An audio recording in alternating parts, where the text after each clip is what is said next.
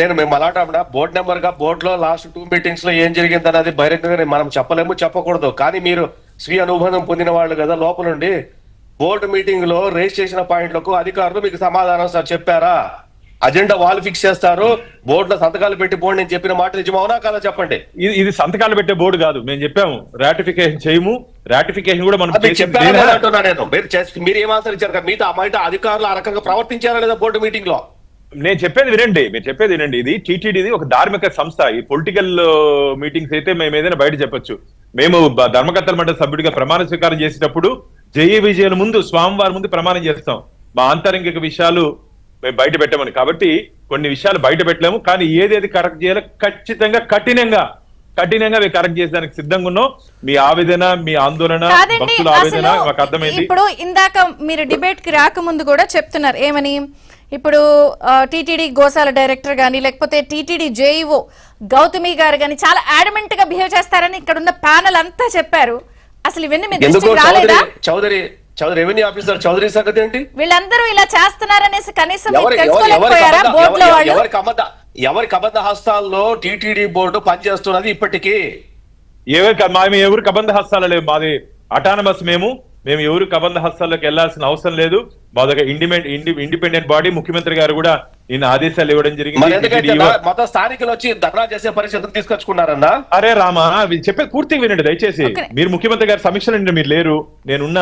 ముఖ్యమంత్రి గారు TTD executive officer కి చెప్పడం జరిగింది, మీరు ఏదైనా సరే బోర్డు చైర్మన్ అండ్ సభ్యులతో డిస్కస్ చేసిన తర్వాతే నిర్ణయం తీసుకోవాలి, ఏకపక్ష నిర్ణయాలు తీసుకోవద్దని చెప్పి సాక్షాత్ ముఖ్యమంత్రి గారు చెప్పడం జరిగింది. ఎంత గట్టిగా చెప్పారంటే, నాకు కంట్రోల్ చేయడము వచ్చు, కట్ చేయడము వచ్చు అని చెప్పి అంత పెద్ద వార్నింగ్ ఒక ముఖ్యమంత్రి స్థాయిలో ఇచ్చారంటే ఒకసారి మీరు ఊహించండి ఏ విధంగా నిన్న ఎంత సీరియస్ గా రివ్యూ జరిగింది, ఎంత సీరియస్ గా అధికారుల మీద కానీ ట్రస్ట్ బోర్డు మా మీద కానీ బాధ్యత ఉంది. ఈ రోజు జరిగిన సంఘటన చాలా దురదృష్టం. మేము ఎవరు దాన్ని సమర్థించట్లేదు. ఎస్, తప్పు జరిగింది, ఆ తప్పులో మా భాగస్వామ్యం ఉంది. నిన్న డిప్యూటీ సీఎం పవన్ కళ్యాణ్ గారు ఒక మాట అన్నారు, విఐపి యాటిట్యూడ్ మానేసేయండి అని. అంటే ఏంటి, ఇప్పుడు ఉన్న వాళ్ళందరూ విఐపీల సేవ తరించడము, పరిచయాలు పెంచుకోవడం కోసం ఉన్నారా, సామాన్య ప్రజలు పట్టించుకోవట్లేదా అన్న వర్షన్ వారి వాక్యాల్లో వచ్చింది. అంటే ఎస్, పవన్ కళ్యాణ్ గారు నిన్న మాట్లాడుతూ ఏమన్నారంటే, వచ్చిన విఐపీలకు ఎట్ట దర్శనం చేయించాలి అది కాదు, వచ్చినట్టు భక్తులకి, సాధారణ భక్తులని దయచేసి ఆ మాట అనకూడదు, కానీ వచ్చినట్టు భక్తులకి మెరుగైనటువంటి దర్శన భాగ్యం కానీ వసతి కానీ ప్రసంగం వారే కల్పించాలి. ఎందుకంటే భక్తులు సమర్పించినట్టు కానుకలతో నడుస్తున్నట్టు దేవస్థానం తిరుమల తిరుపతి దేవస్థానం ప్రభుత్వం నుంచి కానీ ఎక్కడి నుంచి కానీ ఒక్క రూపాయి కూడా రాదమ్మా. గుర్తుపెట్టుకోవాలి దయచేసి అందరూ. ఏబిఎన్ ద్వారా చూస్తున్నట్టు శ్రీవారి భక్తులు కానీ ప్రజలు కానీ ప్రభుత్వం నుంచి ఒక్క రూపాయి కూడా మనకు టీటీడీకి రాదు. మనమే టీటీడీనే కామన్ గుడ్ ఫండ్ కింద, అడ్మినిస్ట్రేటివ్ ఫండ్ కింద రాష్ట్ర ప్రభుత్వానికి టీటీడీ నుంచి మేము అందిస్తాం. కాబట్టి దీని మీద చాలా చెడ్డ పేరు ప్రభుత్వానికి వస్తుంది కదా. ఖచ్చితంగా అదే ముఖ్యమంత్రి గారు అన్నారు, నా మీద నమ్మకంతో. నేను ముఖ్యమంత్రి గారు వెళ్ళినప్పుడు హాస్పిటల్ నుండి బాధితులు అన్నా భగవంతుని మీద నమ్మకం విశ్వాసంతో వచ్చాం, మన ప్రభుత్వం అదే మీ ప్రభుత్వం వచ్చినాక అన్ని బాగుంటుంది అనుకున్నాం. కానీ ఈ దురదృష్టకర ఒకటి, నిన్న మేము వెళ్ళినటువంటి హాస్పిటల్లో ఏ ఒక్కరు కూడా మమ్మల్ని నిలదీయలేదమ్మా. ఏ ఒక్కరు కూడా నిలదీయలేదు. అంటే మా ప్రభుత్వం మీద నమ్మకం ఉంది, కానీ తప్పు జరిగిపోయింది, మమ్మల్ని ఎవరు నిలదీయలేదు. నిలదీయలేదా? ఒక్కసారి వేరే వీడియోలు కూడా చూడండి.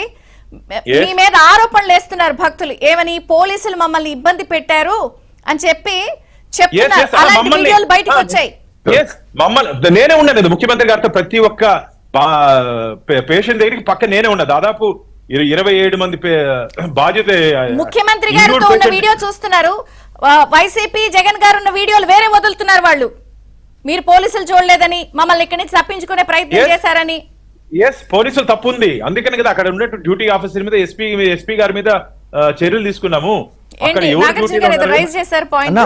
నేను కొన్ని క్వశ్చన్లు అడుగుతా అన్నా, చెప్పండి ప్లీజ్. మీరు సూటిగా సమాధానం చెప్పండి.